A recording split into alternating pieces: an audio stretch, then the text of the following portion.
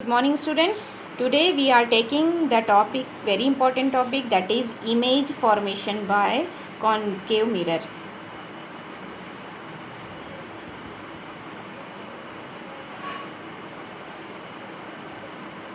Students, पिछले video में मैंने आपको समझाया था कि अगर कोई स्फेरिकल मिरर है और उसका हम एक पीस ले लें तो उस पीस के अगर किसी एक साइड पॉलिश, इस साइड पॉलिश कर देते हैं और यहाँ जब ये केव जैसा एक बन जाता है तो इसको हम कॉन्केव मिरर कहते हैं। और अगर हम इस मिरर को इस साइड पॉलिश कर दें तो ये वाला जो साइड है वो कॉन्वेक्स कहलाता है।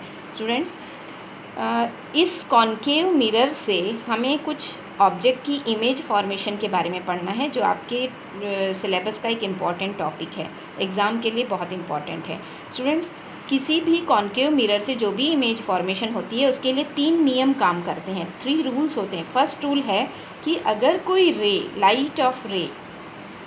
ऑफ लाइट अगर कोई रे ऑफ लाइट इस कॉन्केव मिरर के प्रिंसिपल एक्सिस के पैरेलल चलती है, ये प्रिंसिपल एक्सिस है, यहाँ पर सेंटर ऑफ कर्वेचर है, ये पोल है, ये प्रिंसिपल एक्सिस है। अगर कोई भी लाइट रे प्रिंसिपल एक्सिस के पैरेलल चलती है, P parallel of principal axis, तब वो फोकस से होकर वापस लौटती है। माना कि कोई लाइट रे यहाँ से चली, ये कोई ऑब्जेक्ट है, ये कोई लाइट रे चली तो ये फोकस से होकर वापस लौट जाती है, फोकस से होकर वापस लौटती है। ये फर्स्ट लॉ हो गया। सेकेंड लॉ हमारा है कि अगर कोई रे ऑफ लाइट किसी ऑब्जेक्ट से चलती है और वो पोल पर टकराती है, अगर कोई रे ऑफ लाइट पोल से होकर टकराती है तब वो सेम एंगल से वापस लौट जाती है। सेम एंगल से, देखिए ये इंसिडेंट एंगल है और ये सेम एंगल से वापस लौटती है, ये रिफ्लेक्टिंग एंगल है। ये हमारा रिफ्लेक्शन ऑफ लॉ में हमने पढ़ा था। थर्ड लॉ हमारा काम करेगा, अगर कोई ray of light centre of curvature से होकर मिरर पर आती है तब फिर वो सेम डायरेक्शन में वापस लौट जाती है। ये हमारे 3 लॉ काम करेंगे इमेज फॉर्मेशन में। स्टूडेंट्स, इन 3 में से कोई भी 2 लॉ लेकर हम इमेज फॉर्मेशन सीख सकते हैं। हम फर्स्ट और सेकेंड लॉ को यूज़ करेंगे। माना कि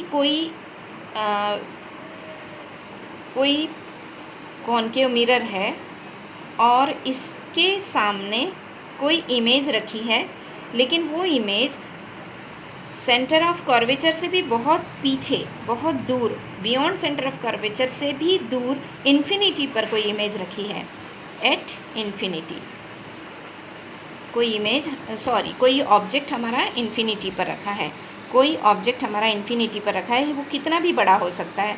अगर हम फर्स्ट लॉ के अकॉर्डिंग कोई लाइट रे लें तो माना कि कोई रे ऑफ लाइट इस मिरर पर आ रही है तो हमें पता है कि वो फोकस से होकर वापस लौट कर जाएगी। दूसरा रूल अगर हम लें कि अगर कोई रे ऑफ लाइट पोल पर आ रही है, माना कि कहीं से भी आ रही है, ये ऐसे आ रही है पोल पर, ये पोल है, तो ये सेम एंगल से वापस लौट कर जाएगी। अगर हम यहाँ नॉर्मल बनाएं तो ये इंसिडेंट एंगल और रिफ्लेक्टिंग एंगल सेम होगा और ये लाइट रे हमारी इस फोकस से होकर वापस लौट कर जाएगी। तो स्टूडेंट्स, फर्स्ट जो लॉ था हमारा, ये पैरेलल जो रे थी वो फोकस से वापस गई, और ये सेकेंड जो लॉ था, जो हमारी रे थी वो पोल से टकराई और ये वापस लौटी, ये दोनों मीट कर रही हैं इस पॉइंट पर। इट मीन्स स्टूडेंट्स, जो इमेज बन रही है वो इस पॉइंट पर बन रही है। तो जब इमेज फॉर्मेशन के जब हम नेचर लिखते हैं कि वो नेचर क्या है उस इमेज का, साइज़ क्या है उस इमेज का, और उस इमेज की पोजीशन क्या है, तो हम पोजीशन अगर देखें कि अगर कोई ऑब्जेक्ट इन्फिनिटी पर रखा है तो उसकी पोजीशन, बनने की पोजीशन फोकस पर होगी। इमेज कहाँ बनेगी? फोकस पर। साइज़ कैसा होगा? हाईली डिमिनिश्ड या पॉइंट साइज़। और उसका नेचर कैसा होगा? रियल होगा, क्योंकि हमें दिखाई देती है इमेज रियल होगा, और इन्वर्टेड होगा। कोई भी इमेज जो भी रियल बनती है वो इन्वर्टेड होती है। सो स्टूडेंट्स, ये 3 बातें हमें देखना होती है कि जब कोई ऑब्जेक्ट कहीं मिरर के सामने रखा है तो उसकी इमेज कहाँ बन रही है, कैसी बन रही है और किस साइज़ की बन रही है। अगर हम दूसरा केस लें, at beyond centre of curvature. अगर कोई ऑब्जेक्ट हमारा, ये हमारा सेंटर ऑफ कर्वेचर, अगर कोई ऑब्जेक्ट यहाँ रखा है बियॉन्ड सेंटर ऑफ कर्वेचर, तो हम फर्स्ट लॉ से देखें कि कोई पैरेलल रे ऐसे आई और ये फोकस से होकर चली गई। अगर हम दूसरा लॉ लें हमारा कि वो पोल से टकराएगी, कोई भी रे पोल से अगर टकराई तो वो कहाँ से लौट कर जाएगी, ये देखिए यहाँ से अगर ये पोल से टकराई तो फिर ये यहाँ से लौट कर चली गई। ये यहाँ मीट हुई, यहाँ मीट हुई मतलब ये हमारा इमेज यहाँ बना और ये इमेज हमारी ऐसी बनी। तो स्टूडेंट्स, अगर हमारा ऑब्जेक्ट बियॉन्ड कर्वेचर है तो उसकी पोजीशन होगी, इमेज फॉर्मेशन होगा between focus and centre of curvature. ये देखिए, ये focus and centre of curvature के बीच में बनी है। साइज़ होगा डिमिनिश्ड, छोटा साइज़ है। किससे छोटा है? हमारे ऑब्जेक्ट से। ये हमारा ऑब्जेक्ट से इससे छोटे साइज़ की बनती है। अगर आप स्केल्स यूज़ करके बनाएंगे तो करेक्ट छोटा साइज़ बनेगा। और ये इमेज जो कि दिखाई दे रही है रियल होती है और इन्वर्टेड मतलब उल्टी। अगर हम थर्ड केस लें, अब कोई ऑब्जेक्ट हमारे सेंटर ऑफ कर्वेचर पर रखा है,